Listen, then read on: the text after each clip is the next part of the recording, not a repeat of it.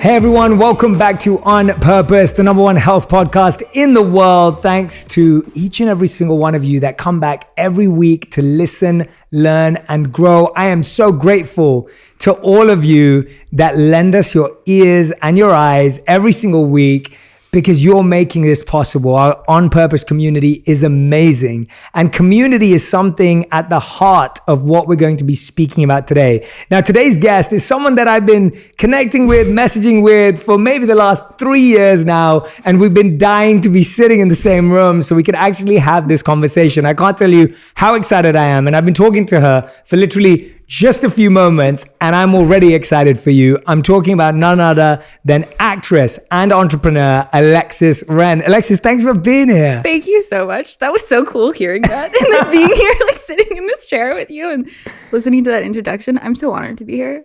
Actually, I've been thinking about it this whole week. Like, I've looked literally from like 18 up until now, I've looked up to you and the people that you've attracted into your life. And then to be one of those people you've attracted, my heart's like, thank you. That is so sweet, honestly, because when I found out that you were going to come on the podcast and that we connected and I wanted you to come on, the fact that you wanted to come on, to me, it was amazing, honestly, because we used to live in the same building. Yes. And we used to bump into each other in the gym all the time, and used to bump into my wife. I'd just be like, yeah. Hi, I love you. Oh, you're the sweet. And you just bump into my wife in the elevator all the time. I was like, nice sweater. Yeah, and you're just, I've also been following your journey, and you probably didn't even know that. No, I had no idea. And I'd been following your journey, and I've been so, honestly, and I mean this from the bottom of my heart, been so blown away by your activism and advocacy for mental health awareness. Thank you. Your work for women's empowerment. The beautiful community that you just launched last year called We Are Warriors, which we're going to talk about today. Yes. Like, your work is so beyond what many know. And I'm so glad that I get to sit down to help you share that story, because I really think that, and I felt it only today, you just have this amazing energy that surrounds you wherever you go. And so I want you to know that. Thank you so much. I feel like one of the things I do is I like spread myself like very thin, because I feel like I'm sure a lot of people can relate to this. There's like so many different lives I want to live that I just dabble, and then I don't give like this year I've been like, let's just focus on one thing at a time. Like, that's kind of like what my team is saying. And so I'm like, I'm focusing on one thing at a time, but there's a, like, as you know, as if you've been following my journey, I have just so many different passions and loves. And I also like there's just so much to fix here. I'm like, oh my God. Like, the second I was like, looked around, because you know how like you're kind of in your head, and then at one point you're just like, oh, like you're like early 20s, like, whoa. I was like, if you don't feel you have a purpose, I can point out 5, like, right. Like, there is so much that like just needs service and help. And I almost felt paralyzed when I like first saw how many, well, one, like, on the mental health aspect, just like our relationship with our parents and like how that stems and how we just continue this weird cycle, and how can I help break these cycles so we can create like new beliefs, new patterns, and help heal, especially for females in general, because we've been suppressed, but just in all aspects of what are healthy relationships, what is normal, because the normal we've been living is not healthy. So what is the new normal, right? So it's just like going into those subjects. And then of course, like, I'm like, Earth, oh no, I didn't even know. I'm so sorry. And like going into like plastic pandemic, and like, and then learning how the thing that has blessed me so much, social media, has actually been hurting so many people, and that of the girls that have been following me, and it like broke my heart. Just like, there's just so many things that broke my heart, and it almost like when my heart broke, I was like, well, there's a path, and then I just would keep like going through those things, and then I grew up as a model, and that was like all I knew. And so my self-worth was very much on like, well, I'm pretty. And that's my offering. Like, I'm pretty. And so I felt very scared, because I was like, I want to just like reach my hand out of this box that I've been in. And there was a lot of people being like, why does she have anything to say about any of these topics? But I was like, can we all just talk about them then? So like, it's okay, because there's just a lot. And And then I would just, it was almost like I would just like step, kind of like a mermaid coming out to like, you know, just like stepping, like I can turn into human, I can speak on different things. And so just finding my way through the puzzle. My god sister always says this, and I believe it. She says, there's no problem, only puzzle pieces, and like just trying to figure out what goes where. That's been like a series of the last couple of years. Been very interesting. I love that. We're going to talk about each and every one of those aspects because you've just shared so much with us. And I want to thank you for just your vulnerability across the whole time. Like, you've always never been scared of just diving into what your heart cares about. Mm-hmm. And I think that's beautiful to see. But let's start with, what was Alexis's first passion ever?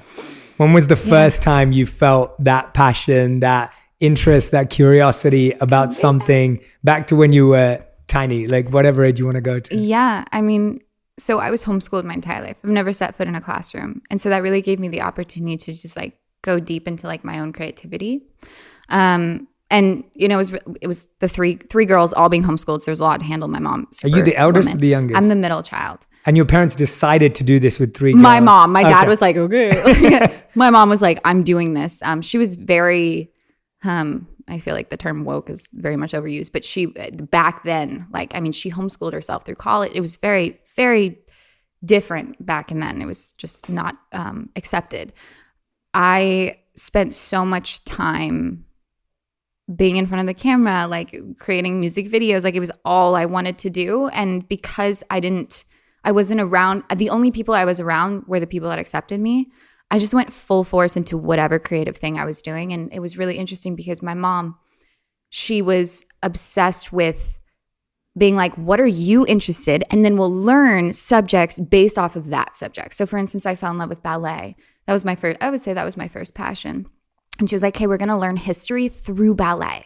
And so there was just this like desire to learn that I was just super accustomed to. And so when I would talk to my friends being like, oh, you're going to school, what are you learning? And they would just like roll their eyes and like hate it. And I didn't understand that because I was like, that's what we're here to do, is learn. Like, and it's fun. It's like so exciting. So I was very blessed to have that kind of an upbringing. Your mom's genius. And my mom, that's oh my amazing. God, dude, the more in my adult life I'm just like, my mom was so aware. Like it's, I'm like living, we'll get to that part, but like I'm living for her now as well, because everything that all of her beliefs I'm fulfilling and like hopefully just like carrying her legacy. But with ballet, it was a love at first, you know, because you're a little girl, you're like, I'm gonna dance on the cardboard box, and like I would like perform little things for my mom.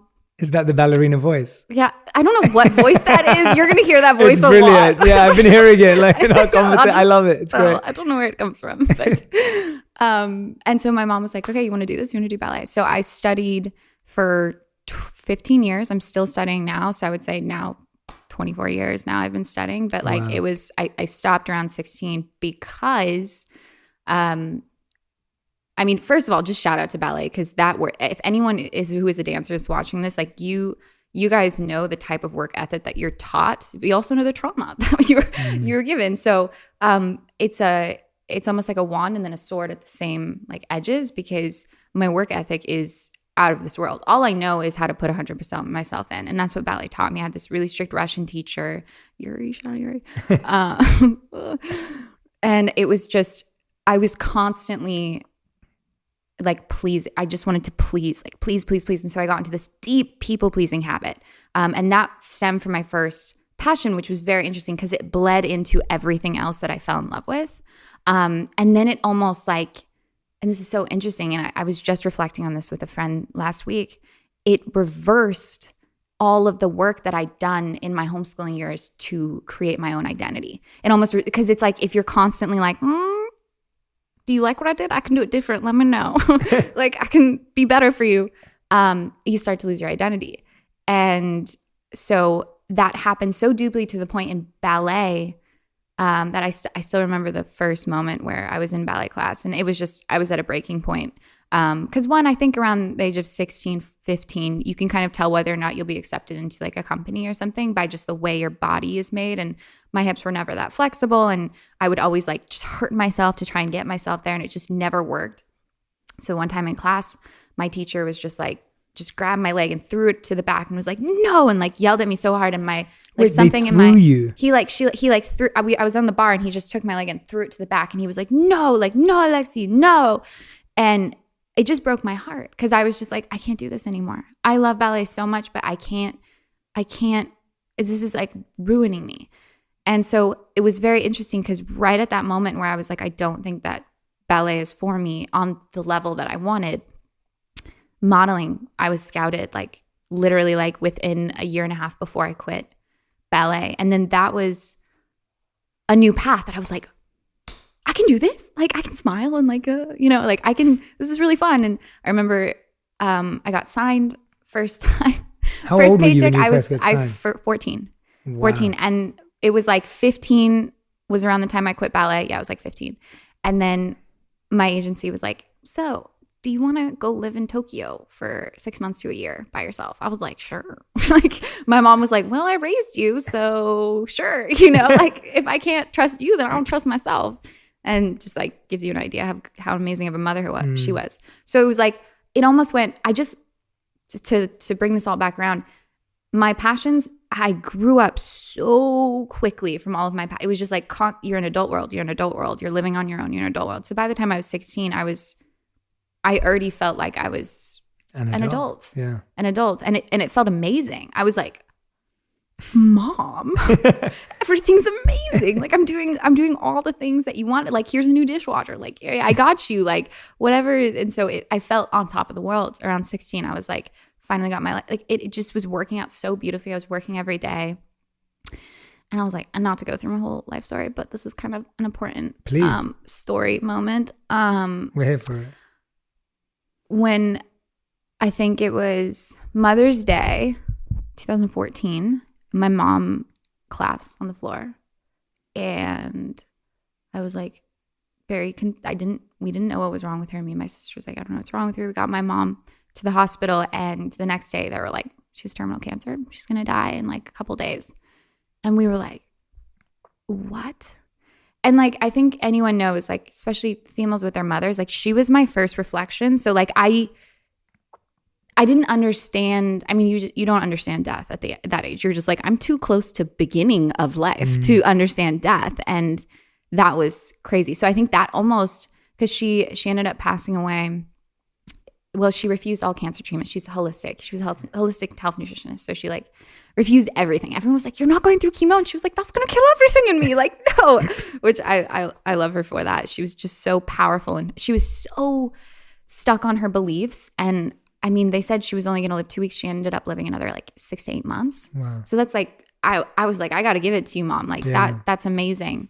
And so I got to learn how to live life without her while she was still there almost, because she was like in bed. But I didn't quite understand how much I would lose myself from losing her. And that was like, I think it was like on top of the people pleasing aspect in each steps in my career, and then losing that reflection of just everything I wanted to be. I almost had to like start again. It was weird. I still remember like being in my car parking lot, just like having this whole breakdown, being like, I have no idea who I am anymore. Like this is crazy. And so, yeah, I just like went on a rant tangent, but that was like, I think a defining moment in like 1, who I wanted to be, 2, how I wanted to serve. And then 3, how do I break the boxes that people put me in? Because my mom was so good at breaking boxes. She was like, oh, you think college is the only way? Nope. Like, oh, you think like Western medicine's the only way? Nope. Like, and so it was just, that inspired me to like go down all of the paths that I'm currently now creating. So it was like crazy. Sorry, that was a really long tangent. No, it wasn't at all. Thank you so much for sharing that. Like, thank you for sharing that, honestly. What's coming out of my mouth? I don't know. Because at 14, you're obviously not making sense of it in that way. At 14, it is the most heartbreaking thing that can happen to anyone at any age. Crazy. But to have it at such a young age and defining age, and then losing yourself, where do you think that took you at that time? Today, it's obviously taken you to some beautiful, wonderful things, which we'll get onto. But at that time, you've mentioned the people pleasing mentality a few times. It comes from trying to impress your ballet teacher. Where does that then take you? And how does that affect your modeling? Because that's the next stage, right? Yeah, I think with the people pleasing thing, it's almost like turning it around and being like, now how can I harness this for myself, right? Because I know how hard I work. Now, can I not work for that? Can I work for me? So like that was like the switch. And I've always found, and I was literally talking about this last night, but I believe, and I hope I can state this correctly, but how low you go is how high you'll go. And I keep seeing that in life. Like whenever like I hit like a low, like just patch, I'm just like, God, you own me. Like, what you gonna do to like make this up? Like, let's go. And then of course it'll launch me into a next pad. So at the time I didn't realize that. But I do think like the reason, like going through the passing of my mom and everything was, I literally just looked, it's her wedding ring. But it was the reason I got launched into such like a fast, like blessed, like completely blessed life was because he was like, okay, just wait. I got you. Like, I got you. And now I can almost like with everything I've done, and like, especially with We Are Warriors, like that community was the manifestation. Like that's something my mom would have created.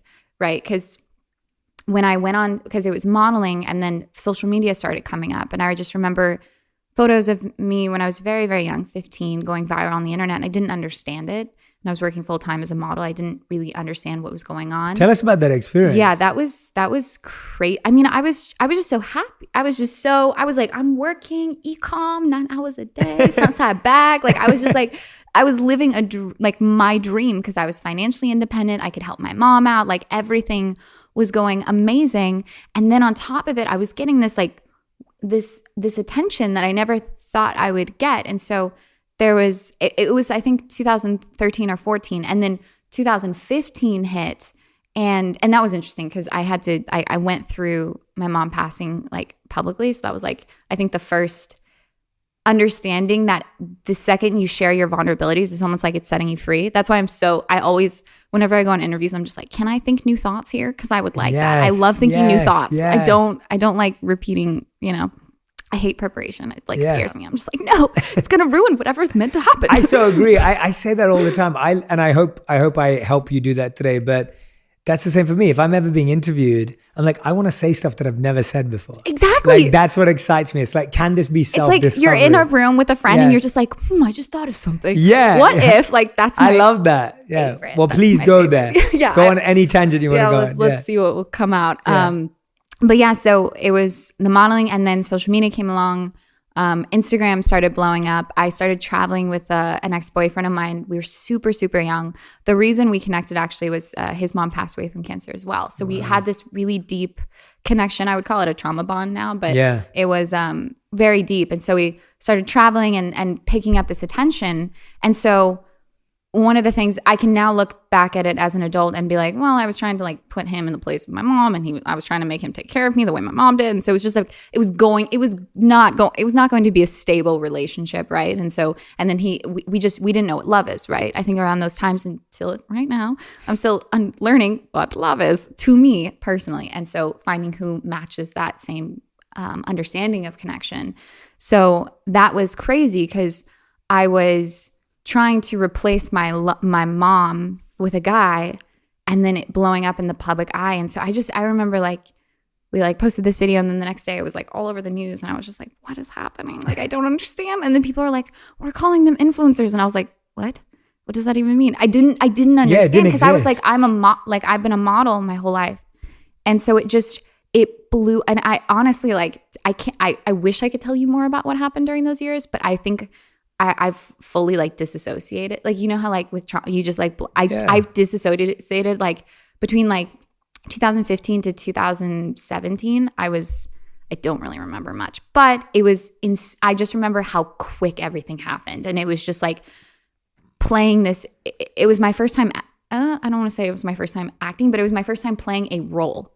And I was like, this is interesting because I feel a lot of pressure to be this perfect thing all the time, when in fact I was actually the complete opposite. And that's why I manifested this character I was playing online, because I wanted to be her so bad because I was a rag. And I came to a moment where like the relationship wasn't going well. The traveling was too much on my body because we would spend like 3 days in one place and hop around. Like it was just like the most insane, filled up a passport in like 2 years.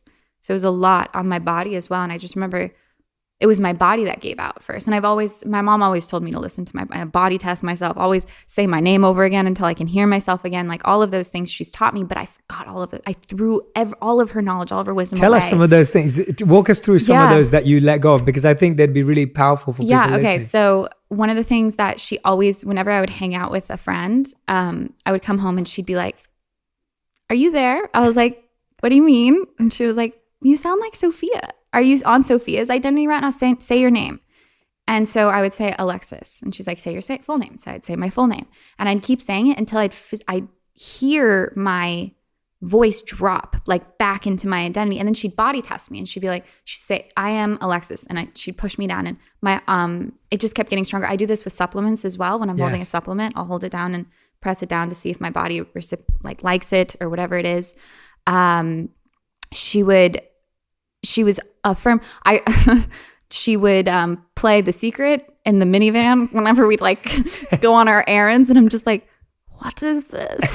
I don't understand." And she'd be like, "We have magic, honey." And I was like, "What?" Yeah. And so I was like, "I want to manifest something." And at the time, I'm like 12 being like, "I want to manifest a red ball." And so I like spent 3 weeks trying to manifest this red ball. This is still like my favorite manifestation story ever, but like I still think it's like my best accomplishment in manifestation because it was so like specific. I knew exactly what it felt. I knew what it looked like. I didn't know where it was going to be, but I just knew I was going to find it. And 3-4 weeks later, I found it at the park, and I was just like, "Mom!" I like freaked out. And I was like, "Mom, this is the ball." She was like, "What ball?" I was like, "The ball. I thought in my head when you said that we have magic powers." So that was like, that was weird. I love that. So yeah, it was That's awesome. She was always just planting these like seeds of, she would never tell me what it was. She would just have me question whether or not that felt good to me, like the truth itself. She was like, "How do you feel about us having, powers beyond just our hands?" And I was like, "That sounds amazing." Yeah. And she was like, "All right, well then that could be a possibility. Like, why don't you try? Like, why don't we practice this together?" So it was almost like I was like, we were like partners. So she was like my friend, I would say more so than a mother, which I wanted to replicate within all of my relationships, all of my friendships. Like that was like, she was so powerful in that way. But yeah, amazing, yeah. Sorry, you were telling a story. I don't know what I was saying. But you said that at that time you let go of all of these things that your mom had taught you and trained you, and that's why I wanted to sidetrack. So just like let it go. I didn't believe in magic anymore. I didn't like it was. I like saying magic better than law of attraction because I feel like that's been like overused. But I'm like magic. Yeah, I like magic. Yeah, magic is way more fun. So I got to the point where my body failed on me. And so I got super sick. I remember I was bedridden for like 3 weeks, and I had an amazing support system. And obviously we all know how special like our support system is. And I didn't see them at the time because I was just in this relationship. I was traveling, but they were always on the sidelines, like my god sister and my sisters and like my godmothers. I have so many godmothers. It's like actually crazy. And I'm so blessed. It's just like, "Are you my mommy?" Like literally like I'm just like, I love all shout out guys. You know who you are. But they slowly, the second they saw that my ears, because my mom would always say, she was like, if someone's not ready to hear you, don't bother trying to speak to them. And so they finally kind of came around and were like, "Are you ready to listen?" I was like, "I'm ready," because I was like in bed. And that's when I started to really like, I went through like we ended the relationship, and then I went through this crazy, I would say, healing journey. It was almost like, how would I explain it? Like I took myself through my own like retreat, I would say. Like I had things I would do every morning. Like I would journal, like take out the trash, just journal every morning, like get out all of my thoughts, see what my patterns were that created my identity, and see then what patterns I wanted to hold on to or let go of. And so that was a lot. And then at the same time, I was like, I want to go deep into this modeling thing. Like I want to do this. I want to finally do what I've always wanted to do. I felt like I got sidetracked with so much traveling and it was exhausting me. And I felt like I was living in someone else's dream. Like I wanted to do this. And so I went deep into modeling and I was like super excited. I did Sports Illustrated and like all these amazing things. But there was but my mental health was getting worse. And I was like, what is happening? I don't understand. Like, Alexis, I almost felt like embarrassed. I was like, what? Alexis, everything is happening. Why are you a wreck? Like, I was trying to hide it constantly with even my closest friends, because I was like, this doesn't make sense. And this is like actually ridiculous. And I'm being dramatic. So I need to stop. To the point where my god sister, Allie, Allie, Hey, Allie. Allie, she was like, she was like, you need to come to Hawaii. You need to come to Hawaii and you need to get out of Hollywood. You just need to like get out of this thing that's so attracted to the essence of you that is not all of you. Like, I want you to fall in love with all of you. And so I went to Hawaii and actually lived there for 9 months. And that was when I really went, like, it was so hard. Like, self-healing is not fun. No. It is not. No, everyone's like, the 5-minute journal. Like, how do you feel today? Great. Like, no. Like, I'm just like, wow. I ended up falling in love with poetry because I would just like get so deep into, one, the pain, that I would almost find, I would get a high. This is weird. I'm sure artists and poets know this, but like you get like a high off of like seeing a pain in you that can be told in a way that everyone can, and you're just like, yes. What? Yes. What? Like, and so I just like wrote, and I was like in the jungle. I would just spend all day meditating. Like my sister would make me like go to a tree and scream at a tree and like just going through the whole thing to almost like she used the she said to me one time, she was like, it's like an onion. She was like, we just have to take off all the layers that were put onto you, like from literally the moment you got here. She's like, I'm not just talking about like what you think is your trauma. She's like, I'm talking about everything, because no matter what, it's like we get here in life and we're just like perfect. We're pure, just experience. We're just here for the moment, and then slowly but surely we start getting like, well, this is how we should feel about this. This is how we should feel about this. This is what happens when we do this. This is our idea of love. And like it just goes. So we went so deep into the healing to where I almost felt like a clean slate again. And the second that I felt that, Dancing with the Stars called me and they were like, you should come back to LA. And I was like, what? It always happens like that. I'm like, as soon as you're doing your deepest healing, you get this like huge opportunity. Yeah. Exactly. And I was like, I don't know if I want to do that. And I was very uncertain because I'm always very wary when it comes to reality TV, because you know they can just like change things, and say things differently, like so intensely to the point where I'm just like, that wasn't even me. But I remember one of the books I read, Simon Sinek, he was talking about the why. And I was like, well, if I can just have a why with everything I do, then I don't have to be worried about the outcome, because I had my intention. And I remember it being one of my mom's favorite show on the planet. And I was like,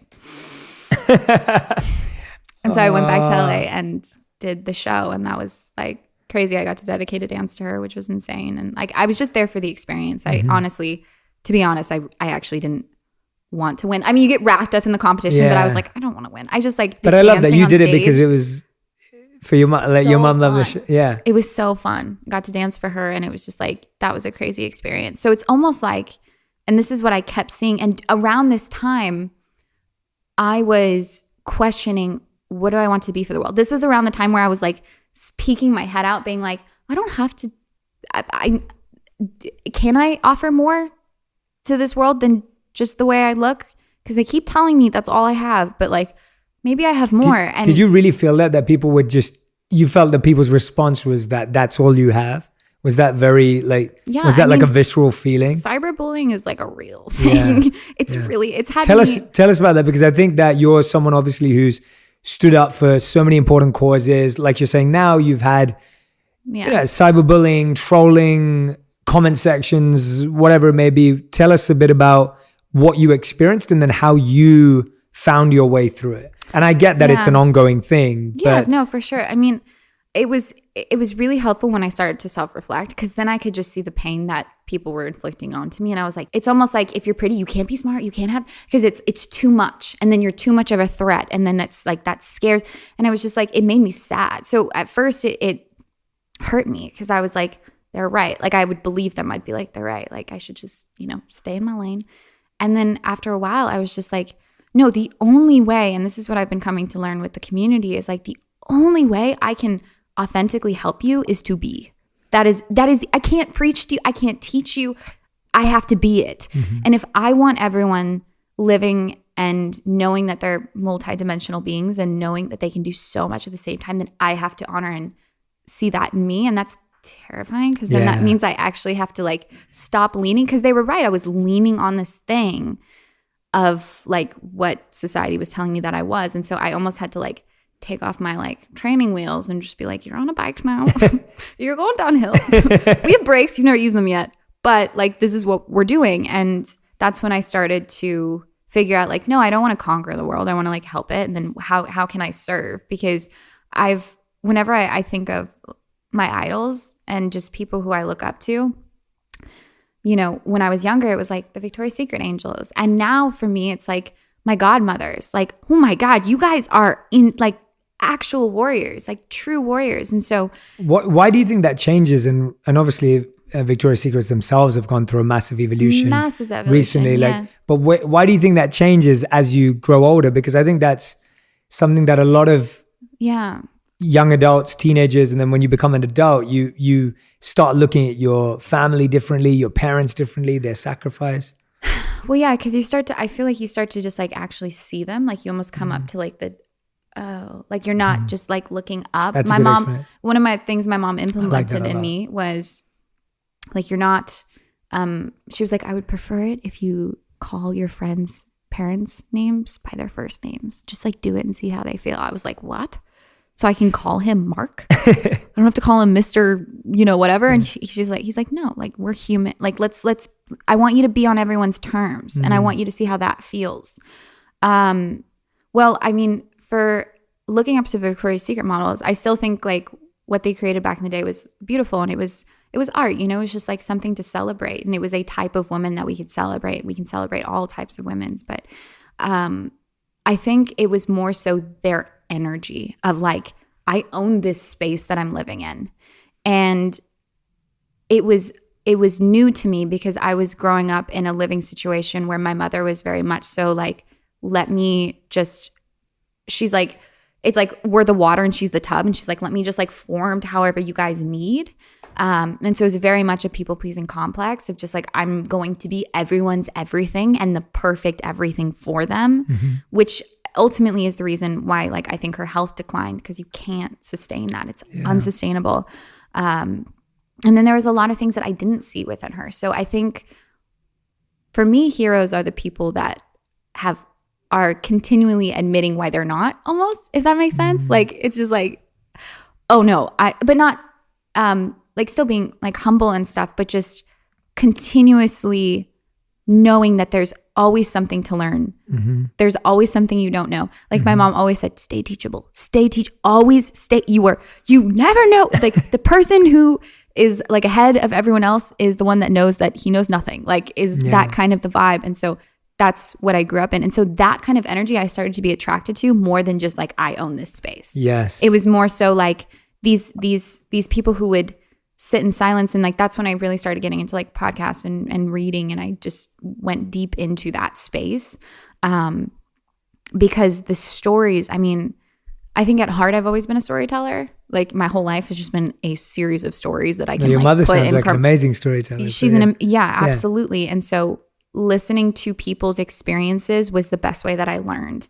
And then I started to look up to those people. So it changed from like, this is the image that I want to perceive to like, these stories inspire me. And like, that's why this person inspires me. So it changes over time. It evolves. And like, thank God it does. Cause like, to be honest, it's exhausting only thinking you're known as your looks. Like that is like actually the most soul exhausting thing. Cause you constantly are in this state of fight or flight. And it is like, I've been starting to say this affirmation. I think I started about a month ago, but I always say like, my looks are the least interesting thing about me. Like I say that all the time. I'm just like, this is like not what I'm focusing on right now. It's not what I don't care. Like it's a tool, but that's not what I will rely on. That's not what I want females to rely on. That's something I want them to celebrate in all image, all size, anything, celebrate it. But it shouldn't be like something to lean on. Like that's the unhealthiness. And so when I created We're Warriors, I can just like briefly touch upon this. When I created I think around 2018, I still have it in my notes. It was really weird. I was like scrolling through my notes one day and I went all the way to like 2017 and it literally said in a sentence, I want to create a community that I can talk to and help evolve like once a week. And then also like in all of my like intentions of my notes, it was like, I want to help evolve human consciousness. That was like one of them. And it was just like, whoa, like I had no idea what I was saying. Like notes are powerful, you guys. Like notes. Apple Notes has all the best ideas in the world of anyone in there. I know, you never look back. You're just like, this is gold and you never look back. Yeah. But like when you do, like you guys, after this, go through your notes. Like, just, like go through your notes. Like go through your notes. I agree. They're crazy because you'll see one, like things that you manifest that you didn't even realize. And then two, just parts of yourself that you're like, I'm pretty cool. Like, oh, like I didn't know I said that, you know? So that was like the first, I think, manifestation of the company. And growing up like in the fashion industry, I felt very like everyone was like, you could create this brand or you could create this clothing. And then, but like my love for the environment, I was like, we don't need another bikini brand. Like this does not feel in alignment. Like this is not, so how can I create something that is meaningful, that does have a promise, but the company itself is the promise. Like it's not like a brand having a promise. And so I knew from being homeschooled that the education system is, you know, I would love to help reconstruct that or take that down completely. But just saying. We'll work on it. Yeah, we'll work on it together. We need to work on it because it's so outdated and not the tools that you will need. And it breaks my heart seeing, I think I was, 19, 20, I was seeing all my friends come out of college or drop out of college being like, well, that was a waste of time. And I'm like, that's heartbreaking to me. That is absolutely heartbreaking to me. And like, how can we fix this? Yeah, it's like 18 years of your life. In your prime life, I was like, you can learn at any point in your life, but you're only going to be 18 once. And so it's like experience, I would say experience more than be in a classroom, and it breaks my heart. And so I knew that I wanted to help on that level. I just didn't know what, I didn't know how. After like telling my story on Dancing with the Stars, I was like, storytelling. This is so much more me than anything I've experienced before. And then what is versions of storytelling? And I was like, oh, acting. And the reason I never fell into acting is because I'm born and raised in LA. And so just like being here, I'm just like, well, do I want to be like everyone else? You know, like it was everyone else was doing it. And so I wanted to go against the grain, like as if modeling was going against the grain. But like in my head, it was. You were the rebel. Yeah, I was the rebel. But I didn't realize how much I loved storytelling. And and acting is very interesting. It's like it's a tool. It's used to either get closer to yourself or farther away from yourself. And I love the idea of finding myself in characters because like we really are, we're a blank slate and then we build our identities and we're like, this is me.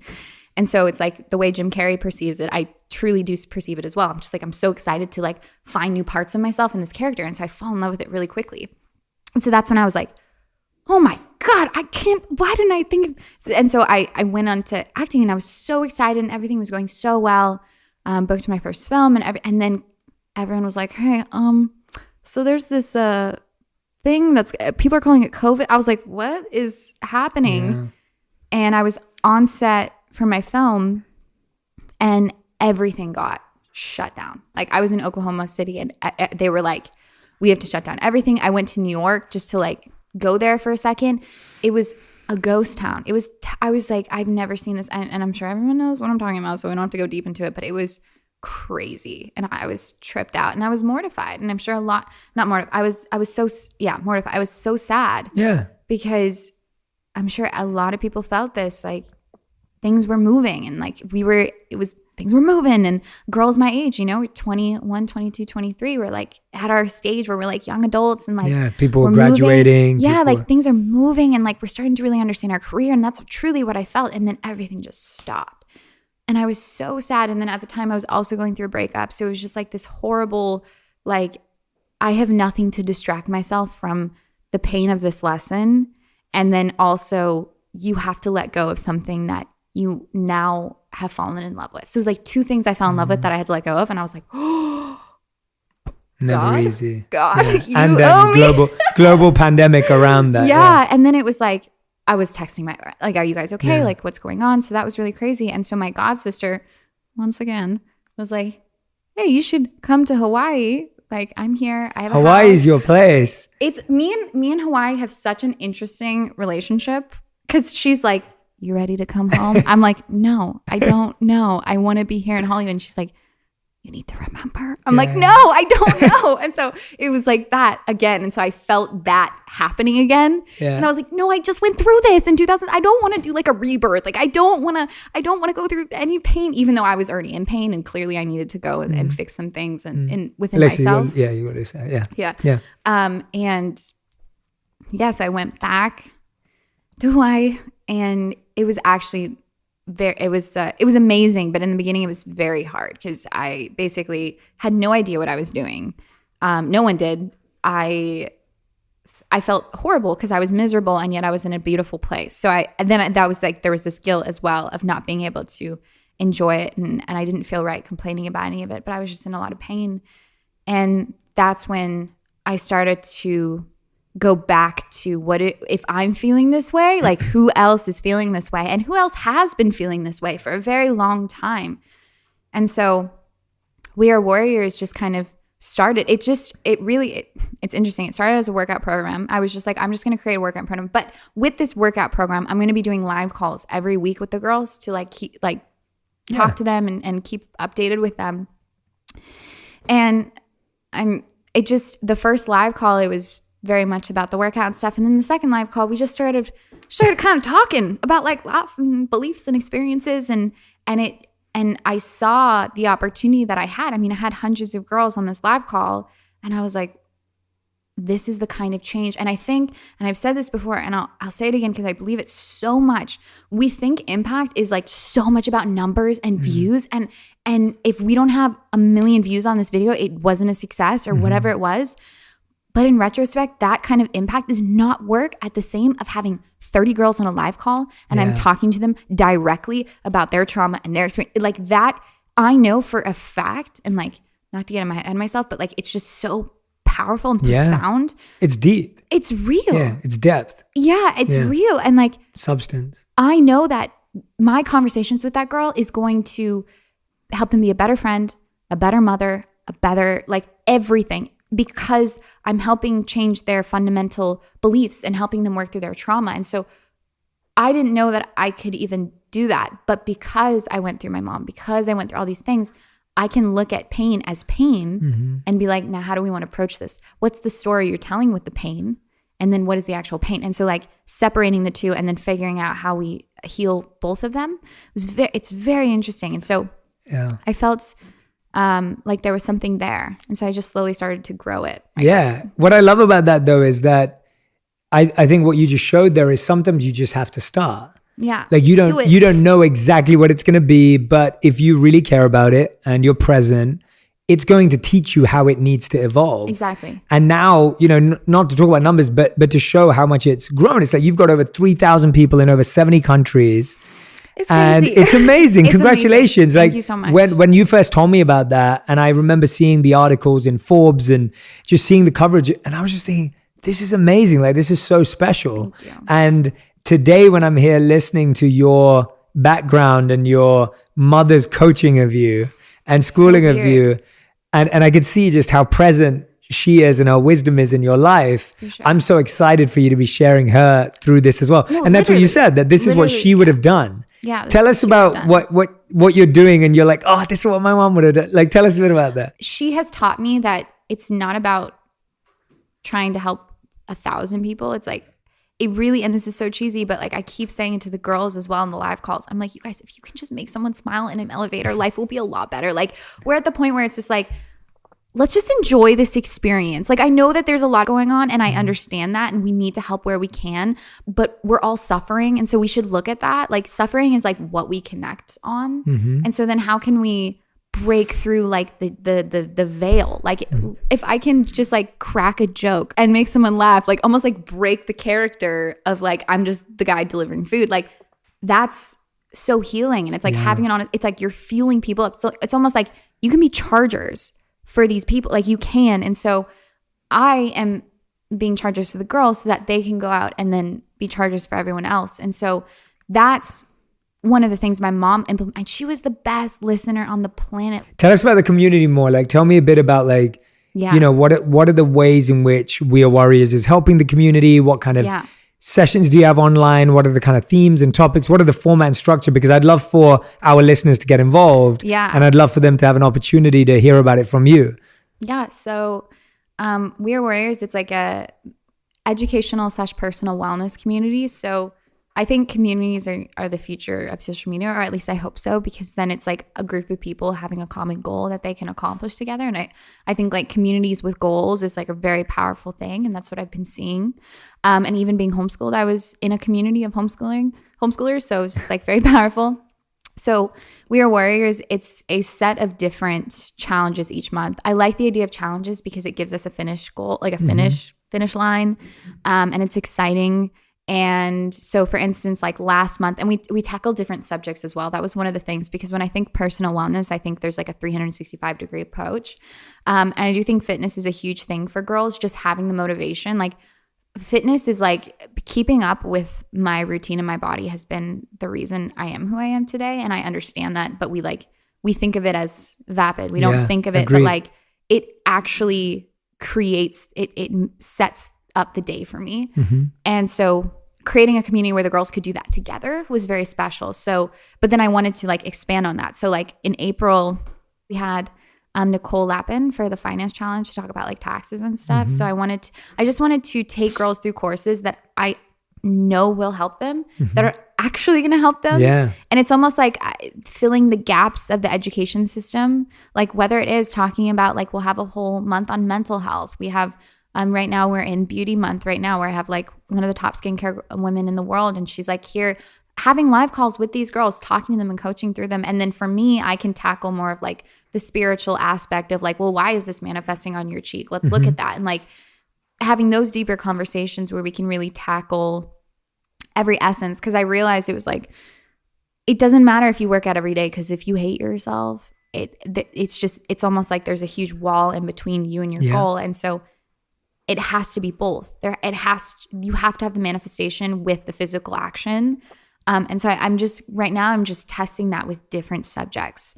I want to have an environmental month where we have like different people come on to talk about things that are going on in the planet.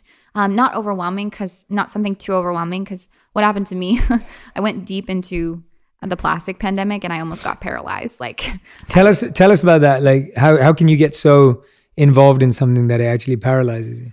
Because it's just that bad. Like I read, I think, over 10 books in the course of a couple months about plastic and kind of like what's happening and how we're basically finding it in pregnant lady and their placentas now because of the microplastics, and we eat a credit card a week. Wow. And like, it's so scary that I didn't know, I couldn't even be me. I couldn't even be happy because all I saw was that.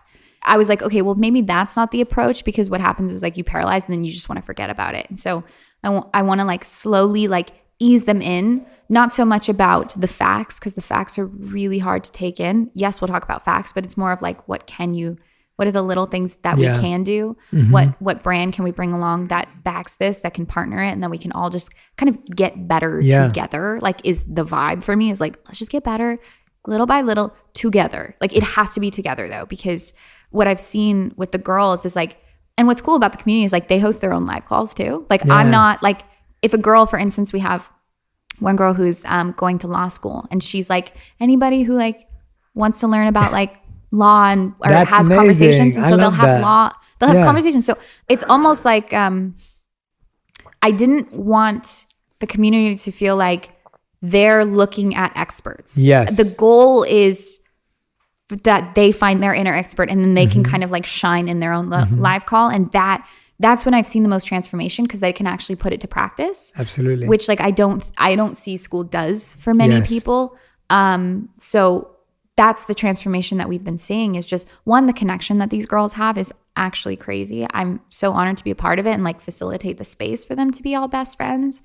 And two, like the goal is to like create physical events, and like really, I really think that entertainment and education should go hand in hand. Like it, Fully. I'm like, why do we have like billions of dollars going into entertainment And yet we can't add like 20% of that into like, just put Absolutely. education within the entertainment. Because Yes. like it should be fun. It should be exciting. Like it's, like I said in the beginning, like it's what we're here to do is learn and like create, learn, create, learn, create. It's just like this circle. And so it's like, I don't know, finding how to reignite their passions is for themselves, like fall in love with themselves and then reignite the passion is really, really powerful to me. And then by helping these girls, like I know that when they become moms, they're going to understand not to give away their identity. Because one of the things that I see in moms, like so much of the time is they just become mom.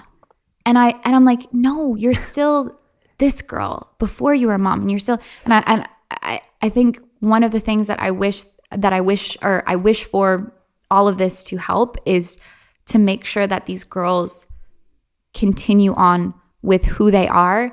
And then it's like who they are. And then they're all of the subcategories, all of the characters that they play go below that. Because I've seen it too much in marriages. Like the female just loses her identity and then becomes resentful. It's what happened in my family. I've seen it way too many times with the people around me. I'm just like, how can we heal this? And this is like actually an ongoing conversation in my head. So it's just like, yeah, no, I'm really glad you brought that up. I'm working on my second book right now, and I talk a lot about how, in a partnership, in any relationship, the goal is to always help each other find each other's purpose. Exactly. Because if you're not doing that, like when I think about me and my wife, when I met my wife, I was quite clear about what I wanted to do. And she had loads of talents and skills, but didn't quite know what she was going to do with them. And over the last 5 years of us being married, she's really come into her own, and she's really growing and flourishing and thriving. And it's been beautiful to watch. But I fully agree with you that you can't think that, oh no, but your purpose is just to do this, or your purpose is just to look after the home, or your purpose, even as whoever the role is, doesn't matter what gender you are, but the idea of, oh, your purpose is just to make money for the house. Like that's not a purpose. Like we all have so much more to do. So I love that you brought that up. It's because you get lost in your role. Yeah, you get lost in your roles. That's like a real thing. And that's what I'm learning from acting as well. I was like, don't get lost in your roles. Like, don't do that. Like I've heard people do method acting that have actually lost relationships in the real world because of that. And so when I hear that, I'm like, wow. Exactly. Well, it's a great example of what we do in real life as well. Yeah. Because I do think like at some point with like a long-term relationship or friendship, whatever it is, it's like you choose to have them come with you. And if you're not choosing that, then the relationship didn't work, not because it was like you didn't bring them along or they didn't, or you didn't see where they were going and wanted to come with them. It is, as much as like we love the butterflies and we love all that, this is a team partnership. Yes. Like if you go, we go. Yeah. Like we go. And you can't be someone's purpose. No. Like don't try and make it like, no, I am your purpose. Like what I do is your purpose and my purpose is the same as yours. It doesn't work. It doesn't work like that. Like you can't project your purpose onto another person and expect them to just want to live for that. Right? Exactly. And then this is all of these things I've been learning recently, like in the last couple of years, especially with like going through like so many public relationships and having that be, oh God, public relationships are terrifying. Oh my God. I was like, I'm good.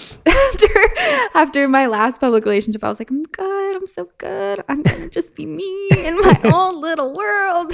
No one gets to know. Because not only are you creating roles in the relationship, but now you have the public creating characters of the people that you are. So it's like you're fighting, like it's like you're having conversations with like 4 different versions of the person you're dating. And you're like, oh my God, like.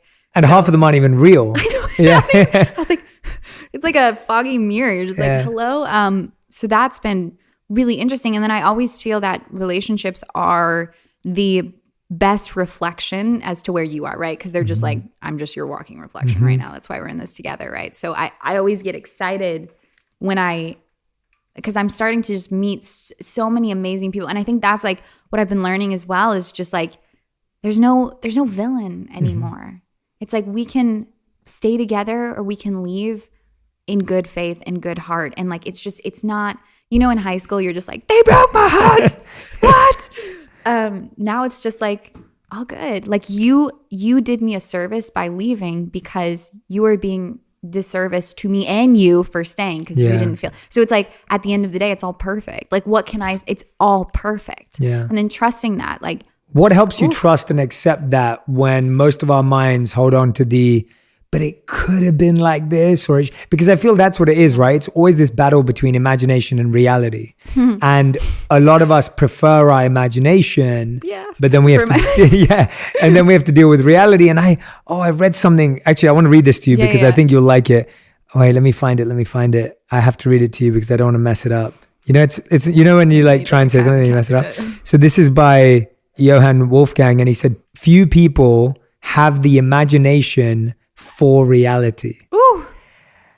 And I read that and it literally, like, it really, that's like, there's something, it packs a punch, right? I was like, few people have the imagination for reality. And I was thinking, wow, like, I think my imagination's good, but if I had a really good imagination, I'd be able to accept and trust my reality. Well, you're kind of like, I'm a great storyteller. And the universe is like, sit down.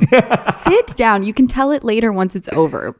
You can say it's yours, but it was mine. Like, that's like fully like what I experienced. That's beautiful. I love that. You know, it's like, sit down. Like you write it while I create. Like, you know what I mean? Like you remember it. You tell the story. It's ours, you know, but it's mine. But it's ours. You write, I'll edit. Yeah. And so like, that's kind of the relationship that I always see. And per your question earlier, imagination and reality, I always, at this point with heartbreaks, I don't see it as heartbreak anymore. I see it as growing pains. And that's sometimes even worse because you're just like, I was good. I was good with just this. Like I don't want to grow. Like I'm good. Like I'm tired. I just want to like watch Netflix and chill. Like I don't want to evolve anymore.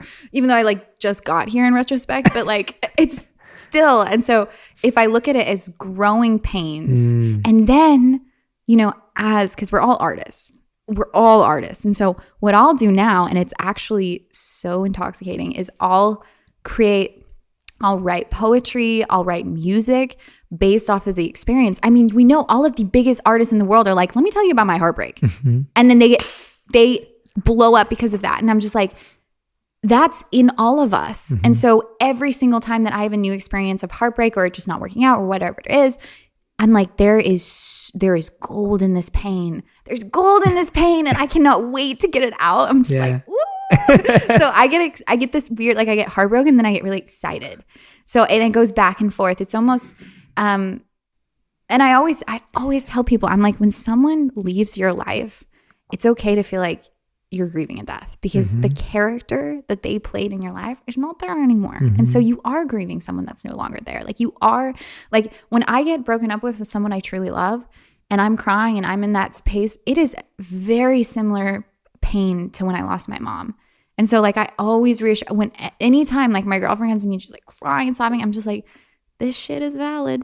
Don't worry. Like feel it because you lost a character that you thought was in this season, but it's not. And like you thought he was going to be your season finale. He's not, but it's all good. There's a season 60, there's a season 40. Like, you know, there's so many seasons in your life. So it's just coming back to, so if he wasn't meant to be here, then what I attracted was more parts of myself.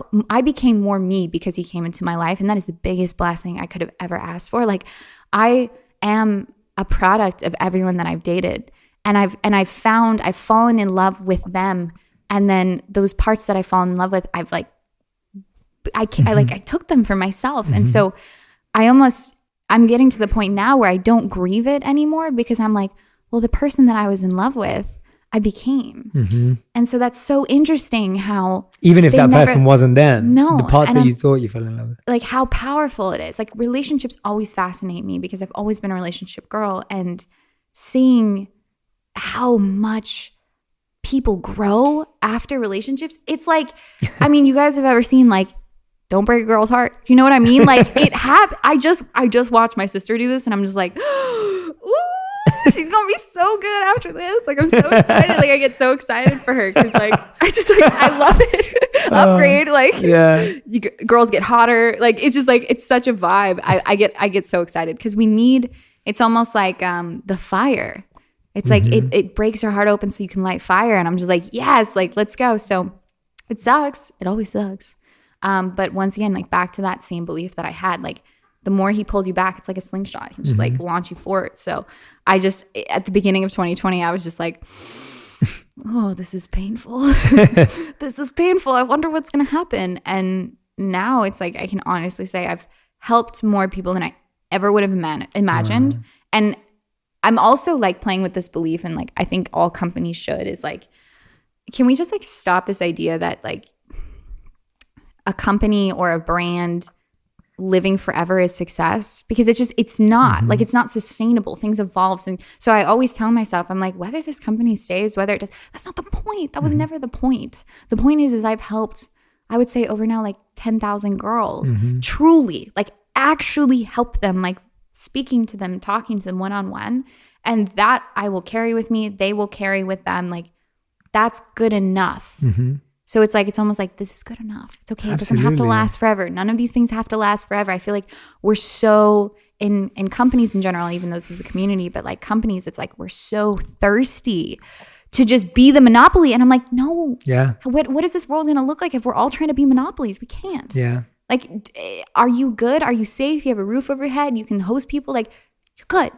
Yeah. You're good. Like, now how can we return the favor and do more? And it's like, so that's kind of where I'm at with We Are Warriors, is like, it will continue and it's going to be amazing, but the impact is already there. And I'm so honored to like have that impact on them, you know, it's just because it's so real. No, I'm so glad that you're owning that and accepting that, because I couldn't agree with you more. I think we're fascinated with longevity and lasting till the end. And even in relationships, you stretch it out far longer than it needs to be, just because we think end means failure. Failure, exactly. And you're so spot on that the impact, the end is insignificant, really. It's all about what's happening right now in this place, right today. Yeah, and, I forget. I'm like, it's right here, fam. Yeah, if you're making an impact. If you're making an impact on all of these women today, and they're impacting each other, and you're empowering them to also become their own experts and discover their skills. I mean, that's beautiful. Yeah. Exactly. And I'm so glad that you made that point, because I think our obsession with making something last is unhealthy. Everything. Yeah, it's unhealthy. Yeah, it's unhealthy. It's unhealthy. And you're only 24. Yeah. Right? I know. Yeah. Yeah, which is amazing. Yeah. Like that's the insane part here. I feel like I'm speaking to the oldest soul in the world, and then I have to remind myself. And that's such a wonderful thing, because you know you're carrying your mother's energy in such a special way. Yeah. It comes through. It's like it's so clear. Yeah. That you know. And it's cool too, because like for anyone who's lost someone, y'all have a speed dial up there. Like you guys can just like, I literally am like, Mom, and she's right there. And so I'm like, you have the strongest connection to the other side, or whatever you believe. It's really truly whatever you believe, because I'm pretty sure all of this is made up. I mean, we're just like, I'm sitting on an idea right now, which trips me out sometimes. I don't know, like it's weird. But it's like, we have such a deep connection to the other side because we have that person on the other side. And so I utilize that as much as I can. And whenever I forget, I just like, I'm like, how can I remember? How can I remember? I think that's where I am right now. I will, it's always the environment too. So like I'll choose incense, I'll make lights, candles, and I'll just sit down and I'll remember. Like whether that's just sitting in silence, it's helping me remember, or just writing until something else comes out. That's what it's, or talking to a friend about it. Like I think and I think we're all at that point where it's not so much you're learning something new. It's almost you're just remembering what was already there on top of everything else, per what my sister said about the onions, and just unraveling it. And so it's constantly coming back to that. But like I still suffer. Like we all suffer. Like it's all good. It's all good. It's all definitely good. Yeah. How have you got through that? You know, you talked about this earlier, and I think you've experienced this, like and I love what you said, because we were connecting on this beforehand, and I sometimes feel the same way, because I thought I was going to be a monk, and that's literally what I built up. So before that, I had so many passions, but my parenting was ignore the passion, do the safe thing. And so my passions were music, my passions were spoken word, and my passion was philosophy. Do you still write spoken word? I do. Yeah. It's such a passion for me. And I feel like a lot of my videos and a lot of my content is still wordplay and has so much, I still use this spoken word in a different way today. Exactly. And so that's so much a part of my life, but it was like, do the safe thing. And so I was studying business and I thought I'd be an investment banker or a consultant or whatever, any of that stuff. And then I became a monk. That became my dream. And like, mom, dad. Yeah, literally, like from all of that to that. But even letting go of that, I would say I'm most myself in what I do today. Yeah. And being a monk was part of that, but it's not all of me. And being in media, which is what I am now, is not all of me. It's a part of me. And then being in the world of business was a part of me. It's not all of me. And I think you are so right that we limit ourselves. We feel society limiting us, and we feel we have to choose to be one thing. And I think that the fact that you're 24 years old and you've allowed yourself to continue to do this and you still do today, I think that's so wonderful, because I think a lot of people stay stuck until, again, wanting to make something last. Yeah, wanting to make something last. And like every single thing, and I will say this with absolute certainty, like every single thing that any of you guys have been doing that you feel like was the thing and then it's not, it is serving what your thing is. Like ballet, I spent literally almost 20 years every day, 4, 5, 6 hours a day. I would be on point and my feet still hurt, like it's just like, but because of that, it's translated into storytelling. I know how to use my body. My work ethic is insane. I understand. I know how to take direction. I know how to feel when I move. Like it is literally serviced me in everything I've done. And so it's almost just like being okay with letting it go, but then you don't actually let it go. It's always there. That's the thing. It's like, it's always there serving you. Yeah. And so that's how I feel with pretty much everything I do. Another thing my mom said is like, she goes, just be passionately curious, because put so much pressure on us. So my mom would always just be like, just be curious. Like, just like follow your curiosities. And if it doesn't lead you anywhere, just be like, oh, that was interesting. And like go over here. And so that's what I do. And like, given I still of course have big dreams, but like I let my curiosity take me. Like, and I don't, the big dream is not the goal. It's like the little moments that get up to it. Right. So like when I'm having a director meeting and I'm like talking to them about a role or whatever it is, it's like my intention in that call is to make the director feel good, not to get the part. And so just like having those little indirect of like the curiosity. Wow, that's such a huge thing you just dropped. Yeah, that's a huge thing. It's who you are. It's who all of us are. It's like if you can stop going, well, this is my goal, to like my intention. I think intentions are actually the most underrated, most powerful things I've ever, like I still learn about how we have an intention 24/7 with every single thing we do. We just like, sometimes we're aware of it, sometimes we're not. And so when you can put an intention on something before you do it,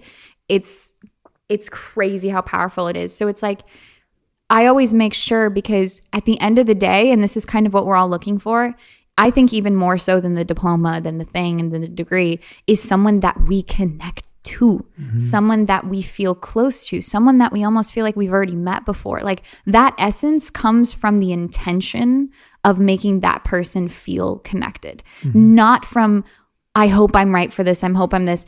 And so like whenever I hire for my company, that's my intention. I was like, I don't care where you went to college. Like, why would I care? Of course, why would I care? Like, I care about who you are. Like, what's your intention? Like, how are you going to be fun to work with? Like, are we going to, because ideally I want you to be in this for the long run. And so do I want to be talking to you for the next 5 to 10 years? Like, what does that look like? And so having that perspective on when it comes to jobs, when it comes to meetings, anything ever, is like the human connection should go first, no matter what, no matter how bad you want it. Like the human connection is first. That's actually been the best like magic trick my mom taught me, because it's like it always provides what I need and then what the other person needs. So for instance, I was like very excited for this role that I almost got a couple weeks ago. I was very excited. I won't say any names.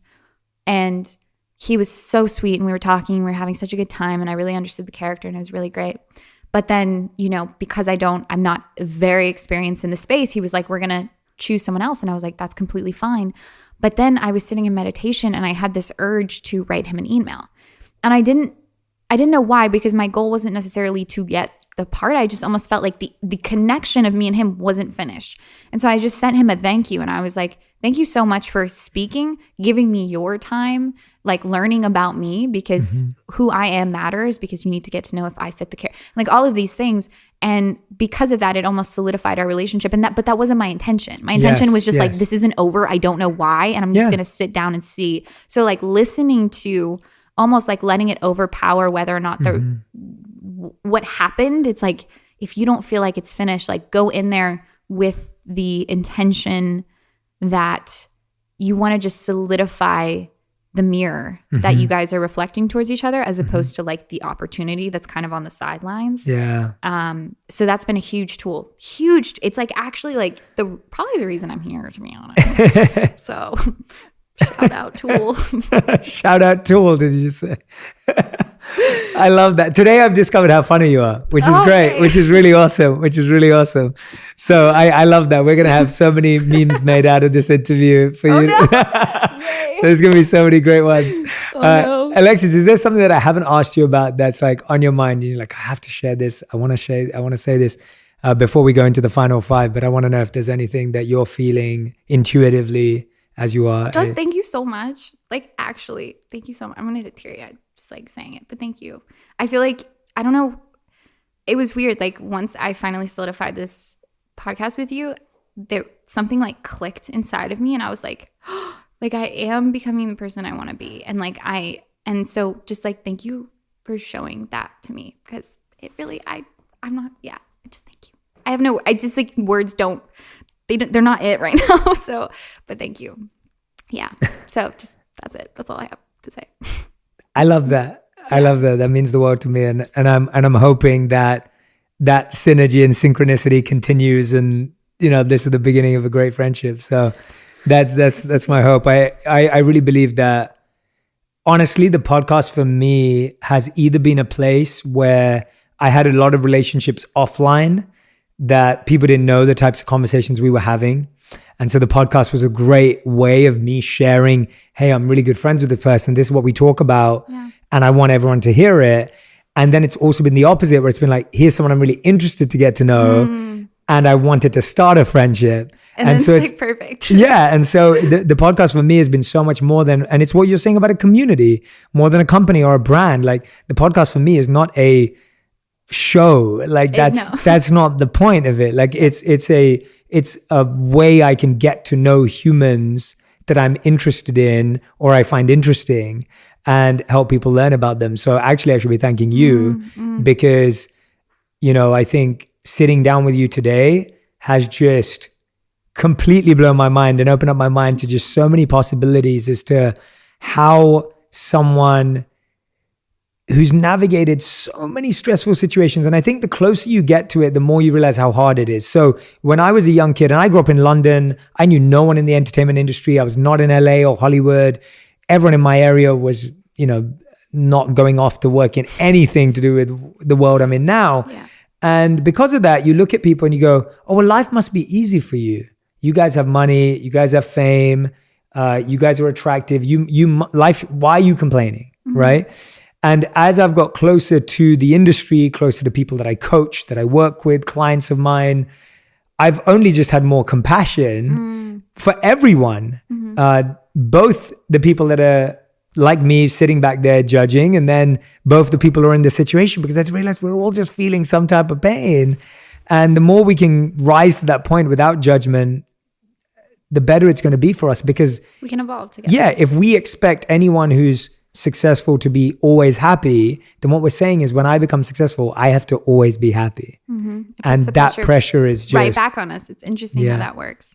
And it's almost like, anything that we direct outwards is an exact manifestation of what's going to happen inside of us. And so we have to be so careful with our words. Like, why do you think they call it spelling? Spells. Like, I'm like, wow. That's good. I've not heard that before. I like that. That's good. The words are like, I am oh my God. When I hear girls say like, I am ugly or I'm just like, no, no, like you can, no, I refuse to let you say that about yourself, because you would never say that about your daughter. You would never say that about your friend. And so it truly is like having these honest conversations with anyone at any level has been eye-opening to me. And that's one of the reasons why I've always loved the podcast so much, because I got to actually just see the person and not the characters that I see them play in life. So that's really, it's really inspiring. And then also knowing that pain happens on any level. Like pain is pain, you know, like me losing someone from a breakup is just as painful as me losing my mom to death. And I was like, that was weird. I was like, and you almost feel guilty, wow, or like you feel like, can I feel that? Do I allow myself to? So it's like, yeah, validating on any level, because that's actually what connects us as well. And I almost feel like until we have, the goal right now is to connect at every level of being human. And then from there, I mean, I'm pretty sure like an evolution would happen, which would be really cool. That'd be really cool. I'd be like, whoa. Can you imagine if we had everyone at the same time be like, love? Yeah. Can you imagine? Like, that would be crazy. I've heard, I'm sure you've like heard of those stories where like, they have like monks praying at all at the same time, like 3,000 monks or whatever. And like the crime rates goes down in the city. I've definitely heard, I've seen studies on that before. Yeah, same. But just those kinds of scenarios would be like, I think that's what my work would ideally, my like heart work, I guess, is what it's there for, is to like have just more moments of like just people being in absolute like love. And even when I can facilitate, like we were talking about hosting and how like, it's like, why have the big house if you're not putting everyone in it, like hosting it? Like, why do I have a balcony? I'm not going to do anything on it. Like, I'm going to have all my friends like there and like host people. And like, why do I have more than one bedroom? So I can let my friends be there, and like just hosting and having that environment where like we come together and bring like real connection. It is so it's helping the planet so much more than we know. I've got 2 more questions for you before we go into the final 5, because there's so many things I could talk to you about. The first question I wanted to ask you was around your passion for acting now. So, you know, what right now is making you so passionately curious about acting? What is it about roles? What is it about your development as an artist that connects you so much to acting? It's almost like proving to myself how many different person or identities I can be. I think it's like I feel, even though I seem outgoing, I'm actually quite terrified all the time. And I would say I'm like an ambivert, like an in-between. But when it comes to acting, I don't have a choice. Like I have to show up as this person. If I'm nervous, like it doesn't matter. And like once I'm not thinking about lines, once I'm like in that state where I just like have it memorized to the heart and I can just be there, it's similar to flow state. I'm sure you've read all. I love flow state. I love flow state. Is the goal for everything always. So it puts me in flow state. Basically, there's no time. I don't remember. I'm not thinking about myself. I'm not thinking about my body. I'm not thinking. I'm just here. And like similar to the way like when you surf, like you're on a wave. It's those like 30 seconds of just like, I blacked out. I wasn't even there. No, and you're saying that you can actually surf. So you've actually had that experience. Like most people use that analogy, but we've never surfed. So, but you actually surf. Like anything. Yeah. Just like any. But you can actually surf. Yeah, I can surf decently. Not good enough to the point where I'm like that guy in the surf being like, where'd you catch my wave, bro? Right. I'm like, but just those moments. Like I think I'm just searching for those moments in my life. Like I'm just like, when am I going to forget time here? Am I going to forget time here? And so acting is just one of those things that I've seen is such a powerful, and also it's the best because I get to lose track of time with another person. And I feel like connection is so strong for me. And so it's like, I remember, oh my God, this was such a cool moment. On my first set, it was an older actor. He's been around for a long time. I'm sure you know him. I don't remember his name, but he was very, very kind. And we had a scene together where he was kind of just like getting in my face about something, basically saying that I like wasn't worthy or what, I don't know. And I was just like, I got this. I got this scene. Don't worry, guys. And he was like getting in my face. And I just remember a moment where like we like lost. I just wasn't there and he wasn't there. And it was just a pure moment. And I wasn't acting and I was actually feeling everything. And then afterwards he comes to me and he looked at me at Crafty's, the little snack area. He was like, you get it. He was like, you get it, don't you? I was like, yeah. And he was like, keep doing it, kid. Like, keep doing it. It's amazing. That's awesome. And he was like, you get it. And he was like, it was almost as if he like said, like, you're closer to source in those moments. Like, and so he looked at me like, you get it. And I just flipped out after, because I was eating banana being like, I get it. And so after that, I was like, okay, this is like what I meant to do now, for now, I guess. And like, we'll see where that goes. But yeah, I just, once again, like the intention, the paths change, but the intention stays the same. So I think that's what keeps me. That again, love that. I just love that. Yeah. I couldn't agree more. Yeah. I think that's been the challenge for so many people. We try and keep our path the same, and then, but we don't know our intention. Yeah, we don't know our intention. Yeah. Yeah. But keeping your intention the same and the path changing. Oh, I can so relate to that. So back to those notes. Yeah. Like any intentions that you guys have, like any of it, just write it down. So at least you just know. Yeah. You just know, because I forget my intentions all the time. Of course, yeah. You have to repeat them daily. I repeat them daily in my prayer, in my affirmation. Yeah, exactly. At the beginning and end of the day, I have to. Exactly. And then from there, it almost like, and this may be a weird belief, but I've been seeing this a lot in my life. All of the best things in my life, I didn't work for. And I keep seeing that as a pattern. I'm like, maybe God doesn't want us to struggle. Yeah. Like the way, like it's because everything that I've struggled for wasn't meant for me. So that's been really interesting, of almost being like, you take the reins. Like you take the reins. I'll create the intention, but you create the story, and like, I'll trust the path. And like, whatever that is, like, let's go. Like, let's make it fun. Right. Because like, I do feel like the more you can give to God, to like, if he gives you like a red ball, for instance, like, like if you have fun and you're playing with it, he's going to be like, oh, she's playing with it. I'll give her something else. Like, and it's just like, it's almost like entertain, like show him or show the universe that like, you're so stoked of what it gave you, that it wants to give you more. Like you almost, and like I have a puppy, her name's Angel. Aww. And whenever I give her a treat, she's so stoked that I gave her a treat that I'm like, I gotta give you another one. And so like, I almost feel like and then when I walk my dog and she like is not leash trained yet, so she'll just be like choking herself out, trying to like go everywhere. And I'm just like, is this what I look like? Is this what I look like? Oh no. I learned so much from dogs. Also, when my dog is obsessed with a ball. One ball in particular. It's gross. I can't believe she still has it. I'm just like, oh my God. So obsessed with this ball. And I'm like, that is amazing. And literally her only goal with this ball is to give it back to me so that I can throw it so she can catch it so I can give it back to her. Shoot. There's no point to this whatsoever. And so it showed me, I was like, do it just for the act. Like, don't do it for like the idea or the goal or the dream. Just do it. And so like whenever I play ball with her, I practice that. I'm like, I'm acting just because it's fun, because I just do it. Or I'm creating this company because it's fun, and this is just what I do. Like it's just fun. And like, because every single time I've gotten caught up in like the huge image of things is like when I've lost sight of my heart's path, and I'm just like, oh. So but the greatness is within that path, like for sure. But it's never like the same path as you would see, because it's literally just you playing with a ball, and you're just like, what's the point, God? Yeah. But he's like, just wait, like just keep doing it for fun. Yeah. So, like, keep doing it for fun. Just keep doing it for fun. And so and like now that I'm 24, I'm in this adult life, and I'm just like, do I need to get serious now? Like it's weird. Don't do it. I don't want to. It's a trap. It's a trap. And so, but it's so strong. I feel it heavy on me now. I'm like, I need a schedule. I need to wake up at this time. And God's like, no, you're not lazy if you sleep in. That's a belief. Let's get rid of that. Like, no, you're not. Like, did you? No, it's just literally, I am now taking off layers that I just got. I'm like, whoa, what is this? And now that I'm coming into my mid-20s, I'm just like, what? Is this not supposed to be fun anymore? Because like, that's what I've heard. And that's what I like see a lot of the times. But I just refuse, because it's so inspiring to meet.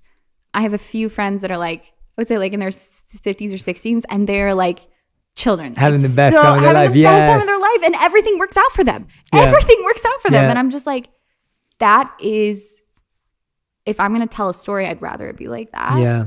I've added play back into my life so much. Like play is like one of my number one values. That's why I got a dog. In life, yeah. You're going to the park. Yes. Not for the dog, for you, but you're going to the park. I just want more play in my life. And there was a beautiful quote by Richard Branson where he said that, you don't stop playing because you get old. You get old because you stop playing.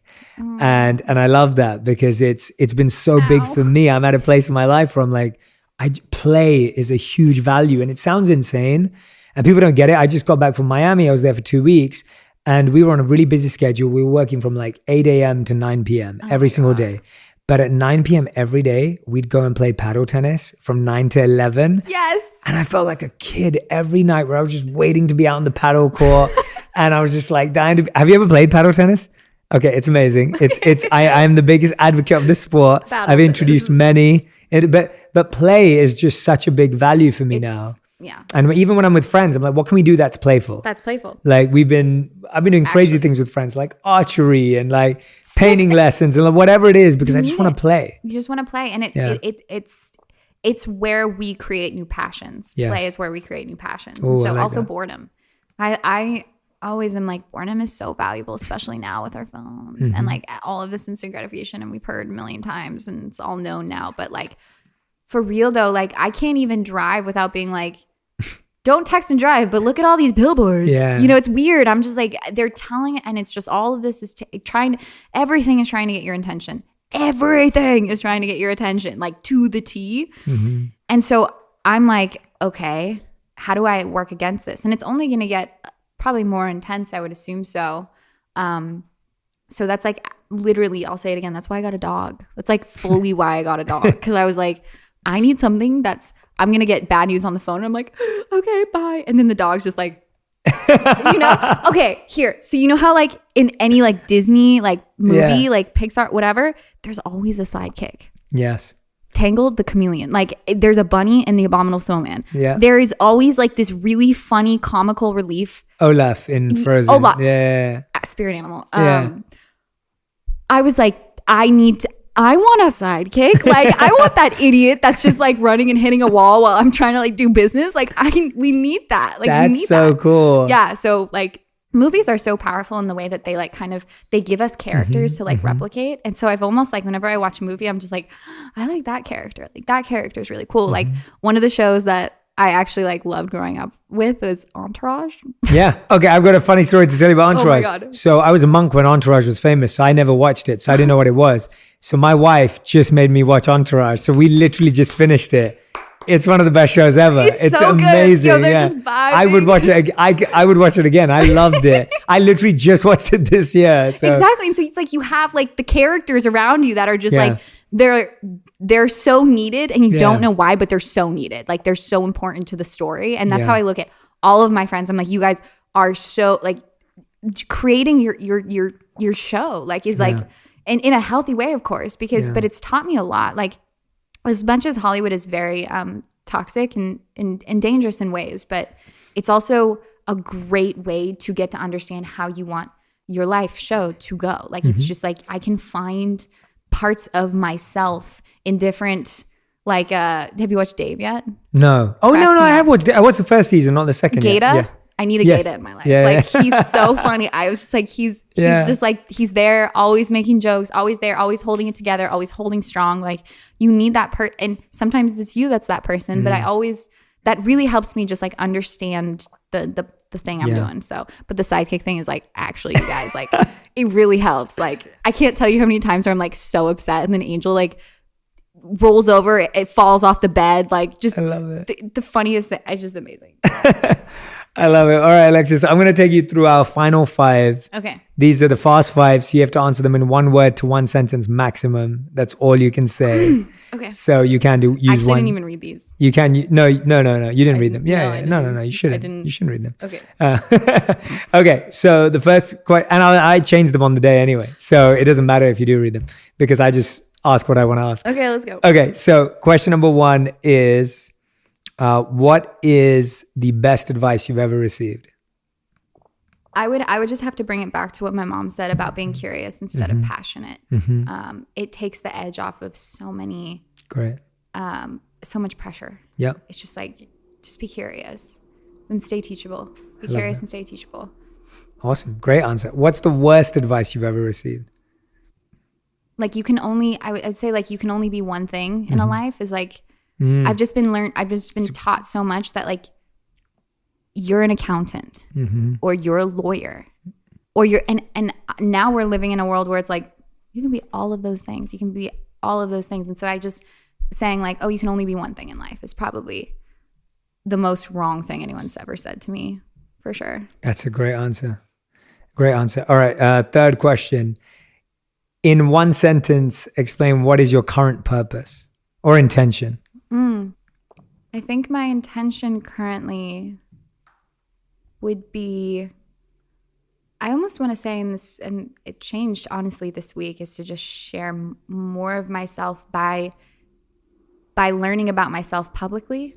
I would say, and it's usually because a couple months ago, my intention was like to help evolve consciousness in whatever way. But now I really feel like it's and I hope this isn't taken the wrong way, but I'm just really excited to share myself. Like I've worked so hard to be who I am, and I'm not like afraid nor scared to say that I love myself, and I'm really honored to be who I am, and like I'm going to continue to work and continue to be better, but like sharing more of myself without the fear of rejection would be my intention. And so like in all aspects of vulnerability. Yeah. That's a beautiful answer. Thank you. I love that. Yeah, that's awesome. All right. Question number 4 is, what's the biggest lesson you've learned in the last 12 months since launching We Are Warriors? For yourself. Oh, yeah. For myself, I mean, for myself, I would say you are what you've always wanted to be. That's really weird when as soon as you decide you want to be something, you already are that. It's just about proving to yourself that you already are, but you already are. Like you already manifested it. And for like the girls, I would say I've learned a lot about teaching and how that works, because I've always been curious of like, how do we teach kids and how do we keep it to stick or keep it sticking when they learn it, and like that the best way to teach is to be the example. And we've heard that so many times, but I've had to personally step up as a mentor and show that it's not about me listening to a story and being like, this is what you did wrong, this is how you should evolve. It's like me being like, hey guys, so, and this is usually how all the live calls are. Hey guys, so today, this happened to me this week. Let's talk about this subject of letting go, but knowing when to let go. And then ironically, every single girl in the live was like, I was feeling this way too this weekend. So there is this like innate connection of like, if you can grow from each lesson that happens the day or the day of, and then just like be present with the experience and then show education in that way, that's when you can help people evolve the quickest, I believe. I think I'm just like at a speed thing, like let's evolve like quick. So you have to be it. I love it. Awesome. 5th and final question. Okay. If you could create one law in the world that everyone had to follow, what would it be? You have to go outside at least an hour a day, I think would be, because that's what I'm doing. In nature. Barefoot, preferably. One, to just acknowledge it. Yeah. To acknowledge it. And also to like grow a love for it, to like care, to see it. And it's also for your health. I mean, we're like, oh, why is our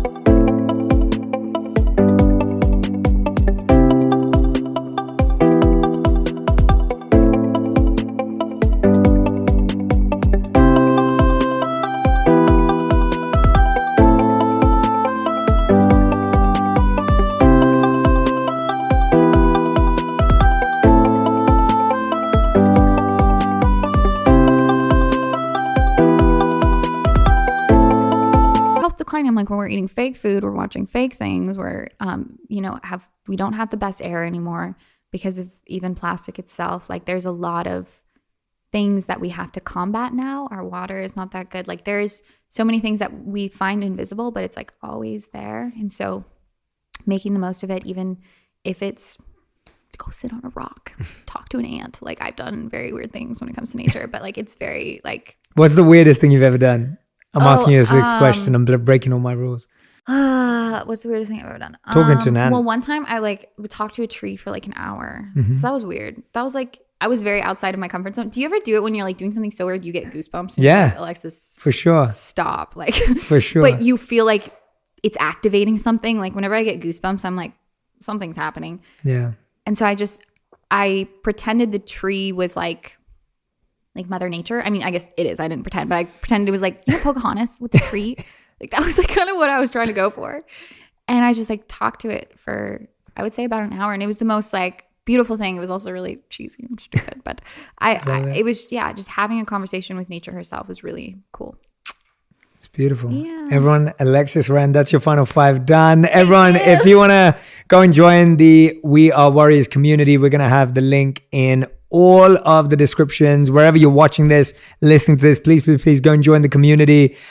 Please tag me and Alexis on Instagram, on Twitter, any platform that you're on, to tell us what you learned from this. I love seeing, and we've been talking about being teachable and being curious. We'd love to know what you learned, what you're curious about, what you're going to practice, what you're going to try out because of this episode. Alexis, it has been an absolute joy to sit down with you. Like I was already looking forward to sitting down with you. I have to honestly say to you, and I'm saying this on air and online because I want people to know, this has exceeded all of my expectations, and I was already so excited about this. So I just want to thank you for sharing from your heart, sharing vulnerably, and with this comedic side that I'd never seen before. So I loved all of it, and I really encourage all of you to, just follow Alexis and see what's going on, because I'm excited for you. I'm so excited for you. Thank you. And I am so looking forward to being a part of the journey and admiring. Yes. Yeah, exactly.